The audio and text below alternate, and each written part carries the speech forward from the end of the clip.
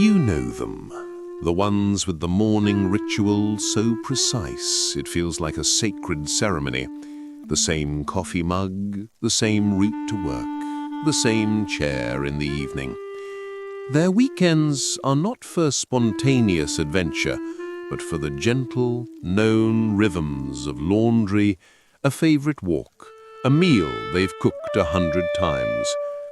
To the outside world, it can look like monotony, a life playing on a loop, a fear of the new, a timid existence. But that is a fundamental misreading. For the person who finds profound comfort in predictability, this is not a life of fear. It is a life of deep, intentional architecture. It is the conscious construction of a world where the heart can finally rest.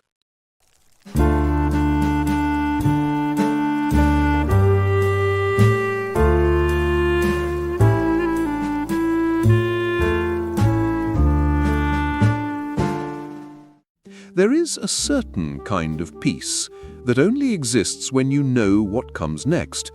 Not the peace of boredom, but the peace of safety. It's the feeling of the key turning smoothly in a familiar lock, the sound of the kettle clicking off right on time, the weight of the same blanket at the end of the same sofa. For most, these are background details. For the predictability seeker, they are the foundation. Each repeated action is a brick in a quiet fortress, built not to keep life out, but to make life livable. Because out there, in the noise of constant change, unexpected demands and social chaos, they can lose themselves. In here, within the known, they find who they are again. Psychologists explain this through the lens of the nervous system. Our brains are prediction engines, constantly working to anticipate what will happen next. In an unpredictable environment, the brain is in a state of high alert, scanning for threats, burning cortisol, and preparing for the unknown. It's exhausting.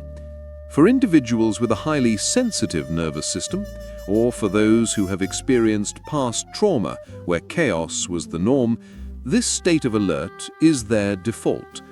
The world feels too loud, too sharp, too much. Predictability, then, is the antidote. It's a low-threat environment.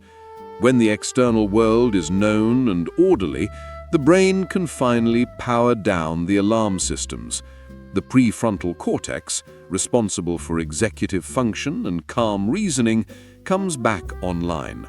The body stops producing stress hormones.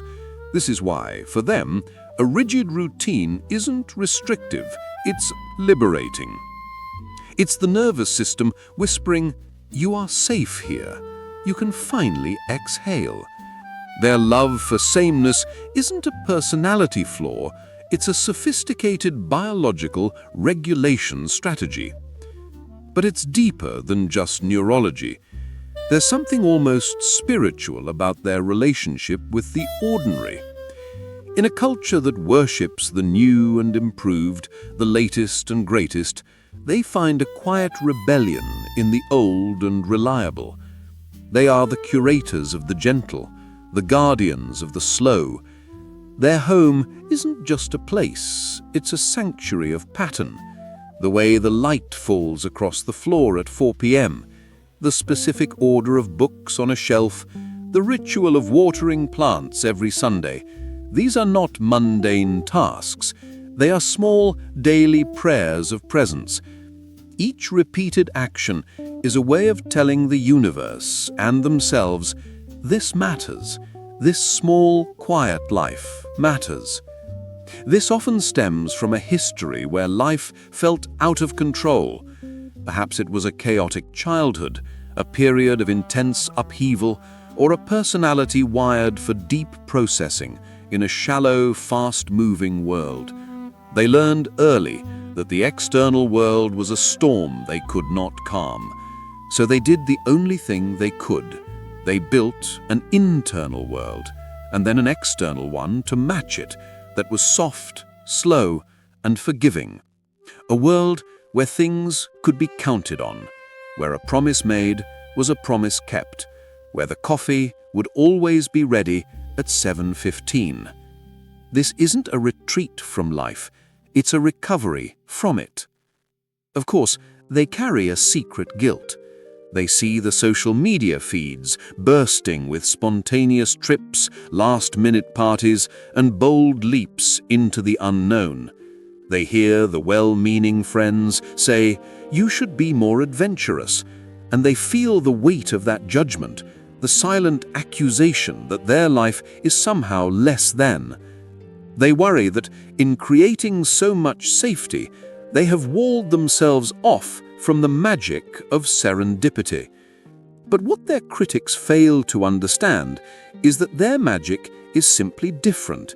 It's not found in the grand, sweeping gesture, but in the intimate, accumulated beauty of 1,000 small familiarities. The joy of noticing the subtle change in a houseplant's new leaf, a detail you'd only see if you sat in the same spot every day. The deep satisfaction of mastering a recipe to the point of perfection. The profound comfort of a partner who knows, without asking, how they take their tea. This is not a life devoid of wonder. It's a life where wonder is mined from the deep, rich veins of the everyday. Their relationships, too, are built on this foundation. They don't crave a whirlwind of new acquaintances and dramatic encounters. They crave the kind of bond that feels like a well-worn path through a familiar wood. The comfort of a friendship where silence is not awkward, but spacious. The security of a love that doesn't need constant grand gestures to prove its existence, because its proof is in the daily, predictable acts of care. The packed lunch, the text message that arrives like clockwork, the shared evening walk. They offer a profound gift, the safety of being known, truly and consistently known. In a world obsessed with disruption, innovation, and the relentless chase for the next big thing, the person who finds comfort in predictability is a quiet revolutionary. They stand as a living testament to the idea that peace is a product not of how much we experience, but how deeply we can experience what we already have. They are not missing out on life. They are sinking their roots so deep into one single patch of ground that they can feel the steady, humming heartbeat of the earth itself. Their life is a long, slow, loving conversation with the ordinary, and in that conversation they have discovered the most extraordinary thing of all, a self that is steady, a heart that is calm, and a world of their own careful making that is finally and completely a home.